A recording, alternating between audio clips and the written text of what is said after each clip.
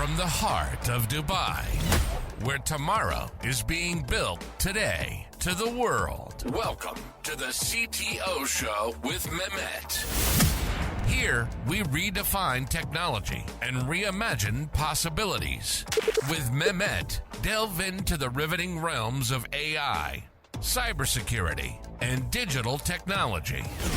Experience the thrilling highs and lows of startups. Immerse yourself in the spirit of entrepreneurship and witness the future of business innovation being written in real time. Now, without further ado, let's tune in and explore the future. Hello and welcome back to a new episode of the CTO Show with Mehmet. Today, I'm very pleased joining me, Ewelina Kurtys. Ewelina, she is the strategic advisor at FinalSpark, a company which is doing very interesting stuff, building next generation biocomputers. Of course, what we mean by this, we're going to discuss all this. But before to deep dive into the topic, as I do always all my guests, Evelina, tell us a little bit more about you, your background, your journey, and what brought you to where you are today. So the floor is yours. So I'm Ewelina Kurtys. I come from Poland, and I lived in few countries in Europe. Now I live in the UK. I'm neuroscientist by background, but after some time I left academia and I started to work with startups on artificial intelligence. And currently I work with FinalSpark as strategic advisor. And FinalSpark is building new type of computers, living computers from living neurons. Great. And thank you again, Evelina, to be with me here today.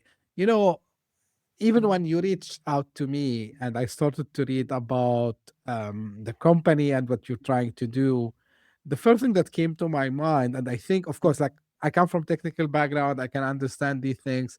But for most people, maybe when they hear computers made of living neurons, so their mind will go like, this is science fiction. Like, what is that? So what is you think is the common misunderstanding about what you're currently doing, and how do you define this space, Evelina? We are trying to build computers from living neurons. I think it's quite simple topic, to understand on the high level. We are using neurons the same as we have in our brains, and we know that these neurons are very efficient in processing information. They are 1 million times more efficient than digital computers, which we have today. So we want to solve this problem of AI scalability. We want to be able to provide artificial intelligence, which will be more accessible because it will have lower price due to less energy consumption. Great. So FinalSpark, originally the company didn't start, as you mentioned, like as a biology first company, but like as hardcore AI and math driven, you try to do this. So at what point the team realized that it should not be only software, but also biology? We realized this when FinalSpark was founded. It was founded with a dream to build thinking machine. So FinalSpark did some fundamental research in digital artificial intelligence for a few years. And then the founders realized that it's too expensive to do this. And if you are a small startup, you want to make a difference in AI, you have to be more innovative. You have to figure out something new, something different. So they decided to try living neurons because they are the most efficient known unit for processing information. So this is how it started. Evan, can I say, the company is at the intersection of AI, hardware, and biology, or you would define it as something different? No, I fully agree with you. It's an intersection of these three, right? Yes. Cool. Now I'm gonna ask you a question, and again, I don't claim myself to be the scientist by any mean, but I like science. I like to read also about history of things, and also sometimes, coming, as they call it, in English, the rationale of doing things. So when we think, because you mentioned the word cheaper multiple times, right? Mhm. And of course efficiency. Now when we think about the traditional way, and just for the people who are not that tech savvy or they Mhm. don't know how chips work, so just I'm explaining, and then I'm gonna ask you, Evelina. So chips are made from silicon, which is like the material which exists in our world, and this is why they call it the Silicon Valley. Anyway, so the silicon chips keep getting faster, right? Mhm. um and every time we see like a new chip that is getting like more transistors inside, they're able to fit more power into it. In your From your perspective, let me ask you this way: why you think still there is actually a better way of doing this, especially now in the age of AI, where we need the more efficiency, we need, like, especially from power perspective and compute perspective. We know that all these large language models, they are like CPU hungry, as we call them, or compute hungry. So to simplify it, why you think what you do is better than keeping with what we have been doing for like more than 60 years, I would say now, rush just relying on silicon. Well, as mentioned, living neurons are 1 million times more energy efficient than silicon. So we want to be able to provide artificial intelligence, which will be much more affordable. It will be much cheaper. And today, maybe you don't feel it, how AI is expensive, because, for example, OpenAI is losing money.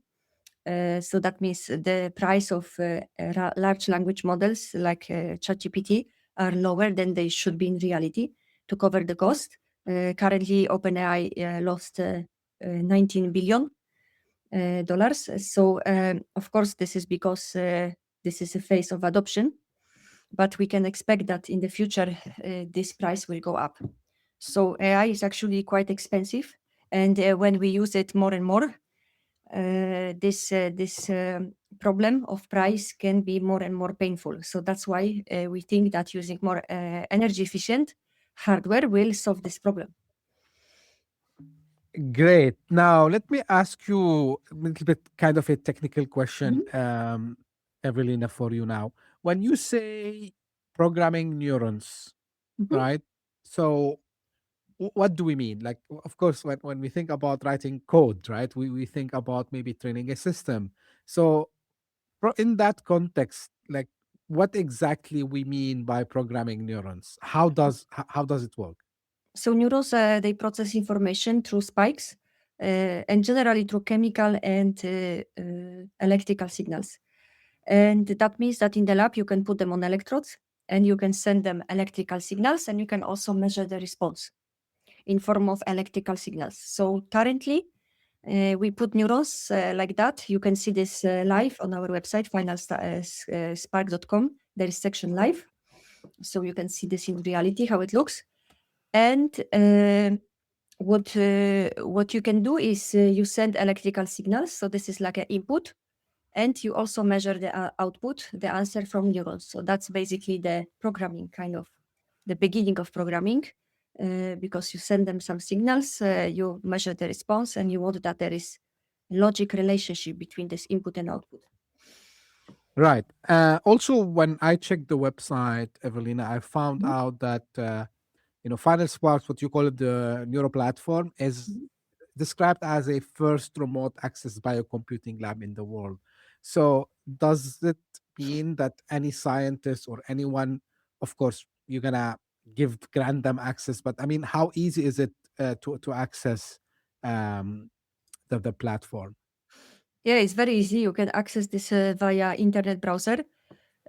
So actually, it doesn't matter. You can, if you do research in our lab, it doesn't matter if you are sitting in Switzerland in our lab or anywhere in the world, because every experiment we do is basically writing code in Python, programming language, and everything is executed automatically. So that means that people from anywhere can do this. That's great.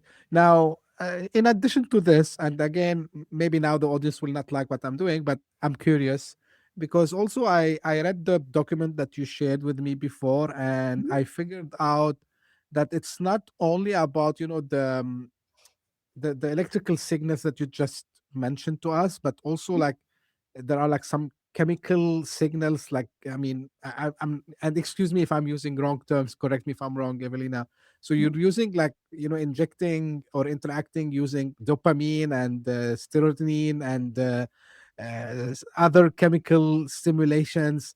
Um, what's the reason for that? Like, is it again to be more efficient? Is it like to help in the training? What's that exactly used for? Yes, as mentioned before, neurons are processing information via chemical and electrical signals. So yes, we also do use chemical signals, in this case dopamine most often, as you mentioned. And why we do this? To reinforce the learning. Yes, because dopamine is believed to take part in learning and reinforcing, I think, the connections between neurons. So reinforcing the behavior. Evelina, quick question: Mhm. these neurons, how do you sort them? What they are? What do you mean? Like, because if I think again in the traditional way, to have a processor, a microprocessor, I need to source some silicon. I mean, from manufacturing perspective, I'm just thinking out loud.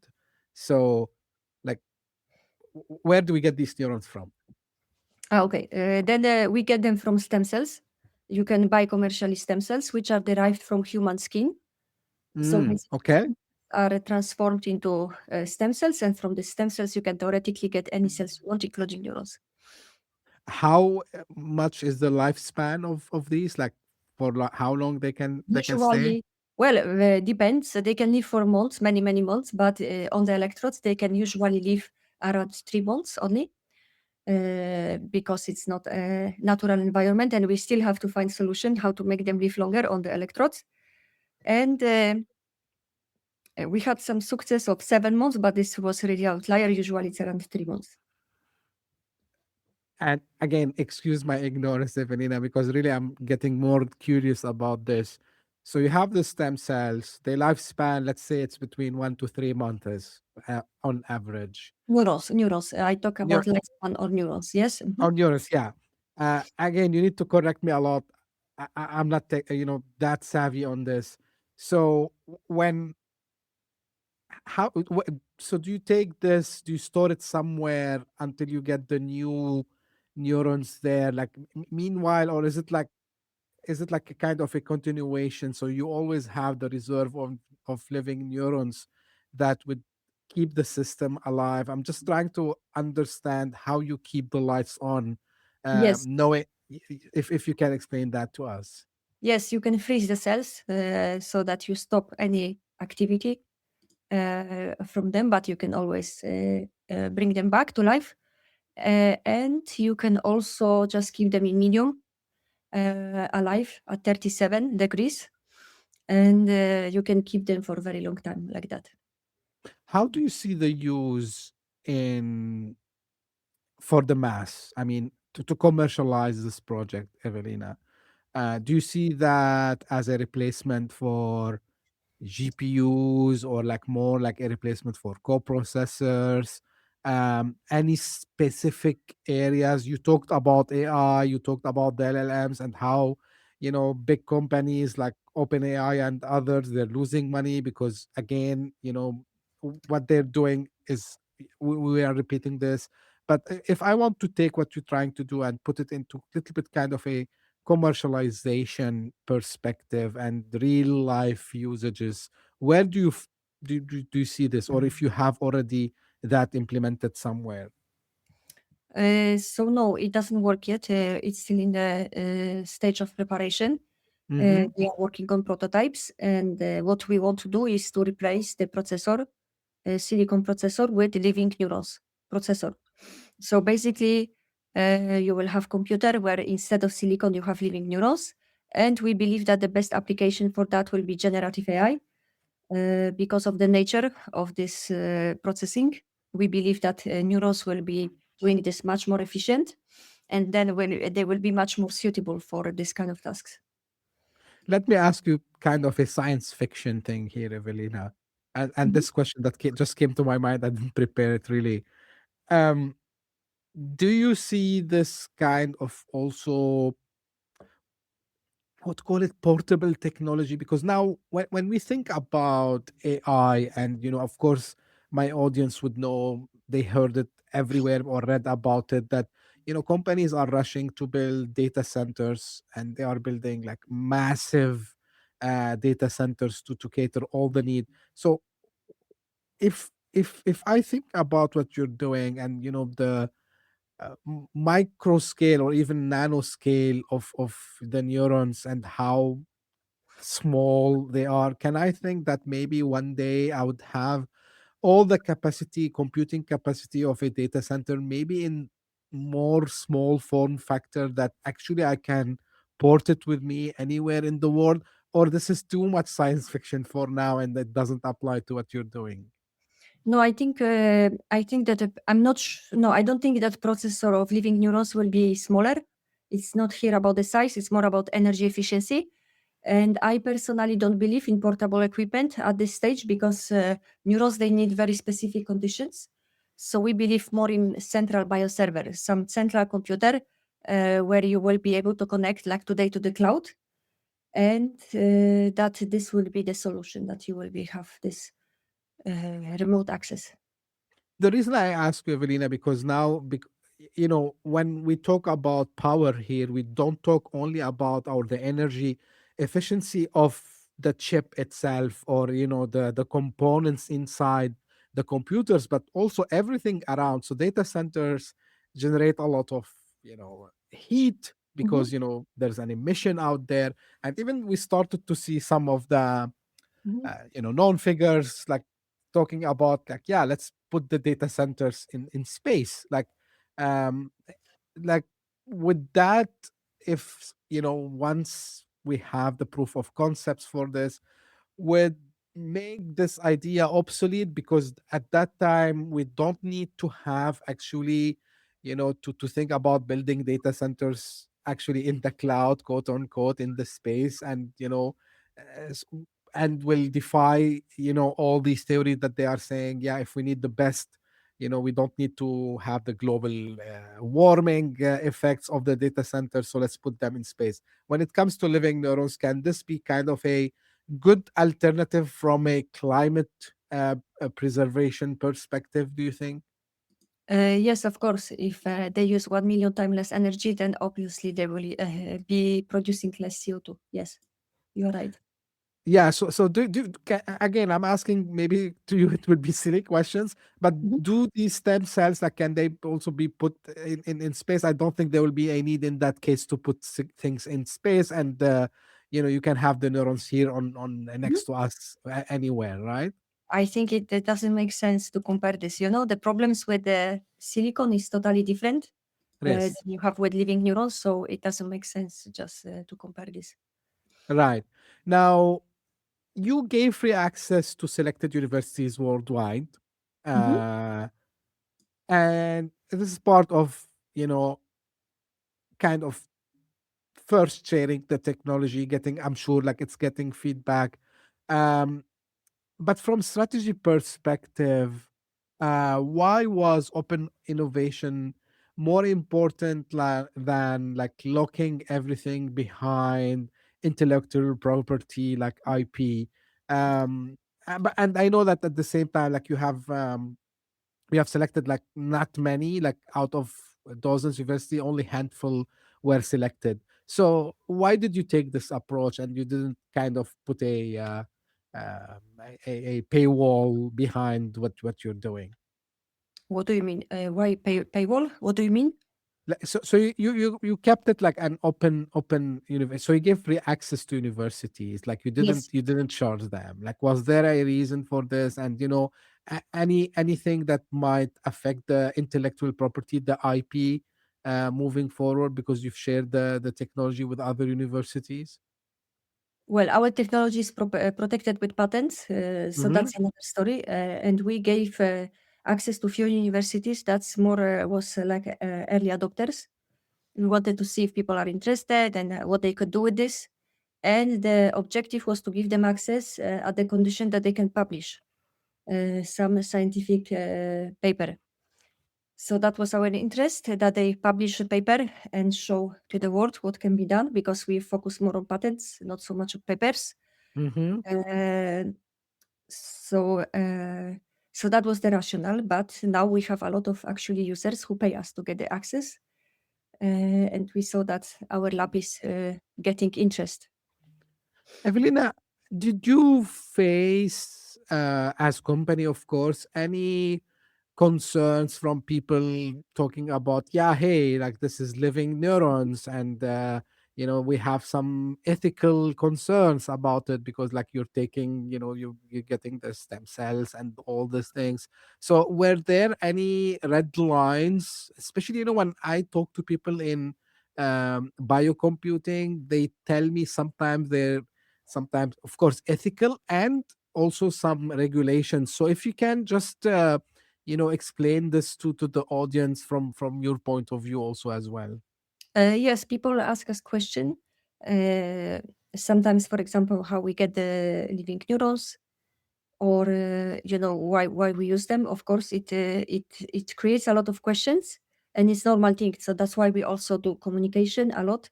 We try to talk to press, to podcasters, to familiarize people with this topic, so that they don't have to be afraid of this, because we usually are afraid of things which are not known and not understood by us.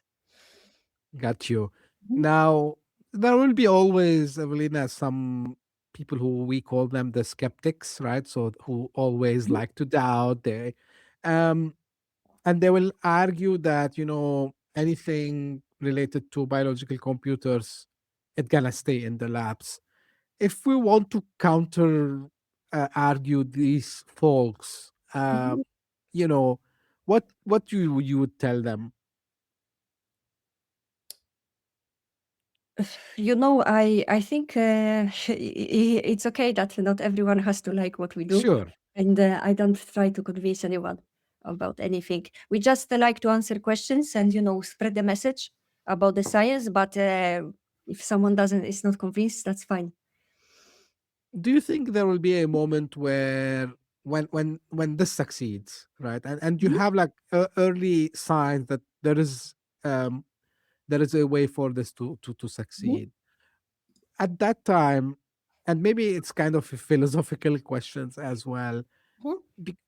When all this succeeds, right? Mhm. um and we talk about like different use cases, and you mentioned AI, right? But at that time, I don't know what's the time frame. Maybe you can tell us. But by that time, do we have to actually redefine the whole AI thing? Because when I think now about it, we're talking about neurons, right? We talk about something biological. It's not Mhm. artificial anymore. Do we have to redefine? Maybe it's a little bit philosophical question. Um, am I right about the way I'm thinking? Because it's not artificial anymore. It's like Mhm. biointelligence. I don't know what should you call it by that time. I think that this is question for philosophers that I would have to decide. We are just scientists and engineers, so we actually reach out to many philosophers to encourage them to work on this topic, and we hope that they help us to answer this kind of philosophical questions. So I really don't know. Okay, that's fine. Completely understood. Mhm. Now, if we try to compare, I know it's completely different things, but the attempts Mhm. of putting chips within humans, we know like what Neuralink of the company Yes. headed by Elon Musk is trying to do. If I want to take what you're trying to do, and can we also imagine that we can transplant, quote unquote, again, Mhm. intelligence within the human body? Is this a use case which is possible in the future in your from scientific point of view, of course? Yes, definitely. I think it will be possible in the future to input some knowledge into the human brain, and our work will for sure contribute to this, although it's not our objective. But if we learn how to program neurons in vitro, we might be able also to affect human neurons in the brain. This will not be done by FinalSpark, but I'm sure others can take this knowledge and use it. So there's a lot of branches I can see, Evelina, from Mhm. scientific perspective that they can Yes.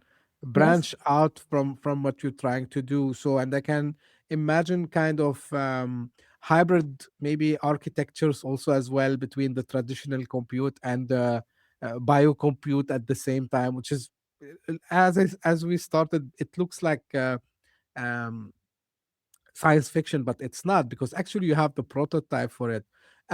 You mentioned that you're still in the early phases, so um, I know like no one can definitely, especially when you're doing all these scientific research, you cannot get the definitive answer. But are we talking here, if this succeeds, when we could expect it to be mainstream? Like, is it like 5 years, 10 years? Of course, you don't need to give me a specific answer. I know it depends. But in your mind, as strategic advisor, like if you want to put a deadline, like by this date, like this is either we prove it works or it becomes mainstream. Is there like kind of time frame in your mind, Evelina, or maybe for the company? Yes, we do have a timeline.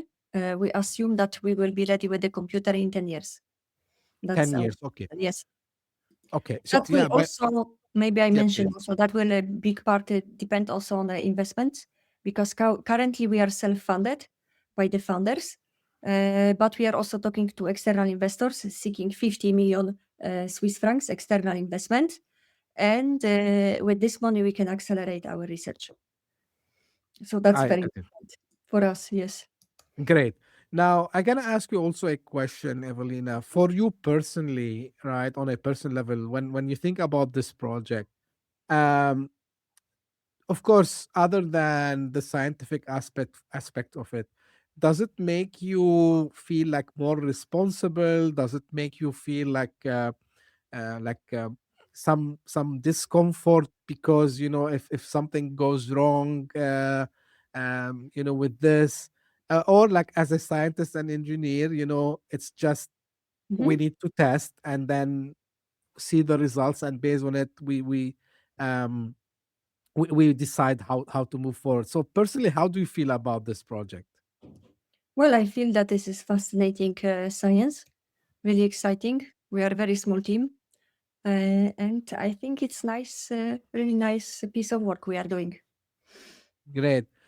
What do you tell people who are like studying now in the university, or maybe they are like just fresh scientists or engineers listening to us today, and you want to draw their attention to work in this field in biocomputing? So what do you share with them? I think if someone is interested in biocomputing, a good idea is to check our website. We have a lot of resources on many different levels, and it's also good to check our paper in Frontiers, only one we published, and that's a good introduction on which kind of science do you need to work on biocomputing. That's great. Um, Final, as we're almost coming to the end, Evelina, if you want to, tell us where people can get in touch and whether they are just curious or maybe they want to get access to what you do, where they can find more information and get in touch. Yes, I think our website is the best. You can also send us direct message from the website, and we answer Hmm. every email. So Great. finalspark.com is the go to place. Mhm. It's the go-to place. Great. Well, that was great, Evelina. Thank you very Thank much you. for sharing, your insights today. I'm gonna put the website in the show notes so people who are listening or watching us, they can reach out and get in touch. I really appreciate. It's a really interesting topic, Thank you so uh, much. and it's the first time we discuss biocomputing on the show, and I'm happy that. I'm hoping that I'm the first one, even here in the region, that we are talking about this very advanced technology, Mhm, which is looks like science fiction, but from mhm. what I've checked also already, like there are like promising results. And this is for the audience. This is how I end my episodes. If you just discovered this podcast, thank you for passing by. If you enjoyed, Thank you. give me, a thumb up and share it with your friends and colleagues. And if you are one of the people who keeps coming again and again, thank you for following us. Thank you for your support. I really appreciate all what you do to the show. And as I say always, stay tuned for a new episode very soon. Thank you. Bye bye. Thank you. Hit that subscribe button. Share the show with your tech-savvy friends and fellow entrepreneurs, and leave us a review on your favorite podcast app. Your support means the world to us.